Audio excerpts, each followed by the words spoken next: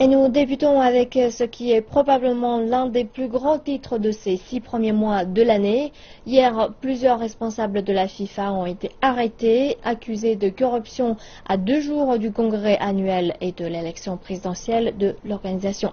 Ces arrestations sont le résultat de 3 années d'enquête du FBI. Tout de suite, plus de détails. C'est un cirque médiatique qui entoure l'hôtel Bord au Lac à Zurich, moins de 24 heures après que la police a envahi le bâtiment, arrêtant plusieurs figures clés de la FIFA accusées de corruption. Et un jour plus tard, la situation paraît loin d'être terminée. Le prochain congrès de la FIFA pourrait se transformer en une farce et par conséquent l'UEFA devrait envisager si elle doit même participer à ce congrès.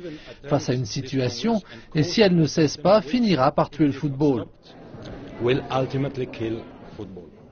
En dépit de la nature sérieuse des allégations, le chef de l'organisation, Sepp Blatter, a déclaré aux journalistes qu'il se sentait détendu. L'homme de 79 ans est toujours concentré sur son envie de gagner l'élection de vendredi à la FIFA et prévoit de maintenir le congrès malgré les menaces de boycott de l'UEFA.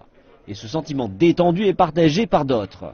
L'ancien responsable de la Fédération sud-africaine de football, Nicolas Leos, a reçu des ordres d'extradition du Paraguay vers les États-Unis, mais selon son avocat, l'homme de 87 ans n'a rien à cacher. Il m'a dit qu'il accepterait toutes sortes d'enquêtes. Il a précisé n'avoir absolument rien à cacher et qu'il n'était pas au courant de cette procédure. Il n'a jamais été informé qu'il y avait une enquête criminelle hors du pays concernant sa participation en tant que membre de la FIFA. Et le plus haut responsable concerné est certainement Jack Warner. L'ancien chef de la CONCACAF n'a jamais été loin de la controverse et a même versé une caution de 2,5 millions de dollars pour être libéré de prison. Blatter est lui-même l'objet d'une enquête distincte concernant le processus de désignation des 2 prochaines Coupes du Monde en Russie en 2018 et au Qatar en 2022.